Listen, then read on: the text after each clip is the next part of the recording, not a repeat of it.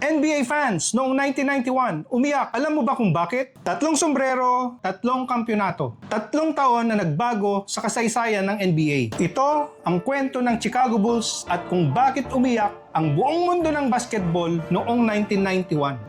Ang Chicago Bulls ay itinatag noong 1966. Maraming taon silang nangarap. Isang team na punong-puno ng talento at potensyal. Pero sa bawat pangarap may hadlang. At ang hadlang na iyon ay matibay at walang awa. Ang Detroit Pistons na tinaguriang NBA Bad Boys. Noong late 1980s, ang Detroit Pistons ang pinakabrutal na team sa Eastern Conference. Si Isiah Thomas, Bill Laimbeer, Dennis Rodman, matitigas, malulupit at walang awa. Mayroon pa silang espesyal na diskarte, ang tinatawag na Jordan Rules, para paulit-ulit na pabagsakin si Michael Jordan. Maraming beses na natalo ang Bulls, maraming beses na nasugatan ang puso ng Chicago fans. Pero noong 1991, sapat na. Tinibag ng Chicago Bulls ang pader ng Detroit Pistons sa Eastern Conference. Sa pangunguna ni Michael Jordan, kasama si Scottie Pippen at Phil Jackson na coach ng Chicago Bulls. At noong finals, hinarap nila ang LA Lakers ni Magic Johnson. Isa sa pinaka-iconic na finals sa kasaysayan ng NBA. Resulta?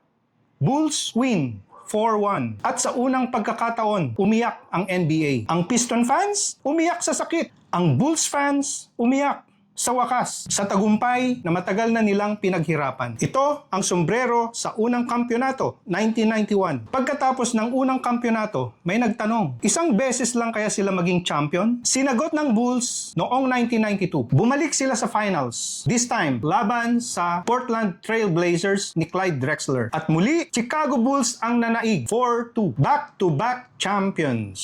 Ito ang 1992, 2 kampyonato. At noong 1993, may bagong kalaban, ang Phoenix Suns ni Charles Barkley na siya rin ang MVP noong 1993 season. Marami ang nagsabi na ito na ang makakatalo sa Bulls. Pero si Michael Jordan at ang Chicago Bulls, hindi na kailangan pa nilang magpaliwanag. 4-2 muli, 3 sunod-sunod na kampyonato, 3-peat. At ito, ang 1993, ang ikatlong simbolo ng kampyonato ng Chicago Bulls. 3 taon, 3 kampyonato, walang tumalo sa kanila sa finals. Ito ang simula ng pinakamagandang dinastiya sa kasaysayan ng NBA modern era, ang Chicago Bulls ng 1990s. At ngayon, hawak ko ang 3 sombrero na mula sa 3 locker room ng kampyonato. Hindi lang ito collectibles, ito ay kasaysayan. Kung Bulls fan ka or kahit hindi, alam mo na ngayon kung bakit umiyak ang mundo ng NBA noong 1991. Drop a champion comment sa baba. Kung Bulls fan ka, stay tuned sa 76 Avenue, mas marami pang kwento.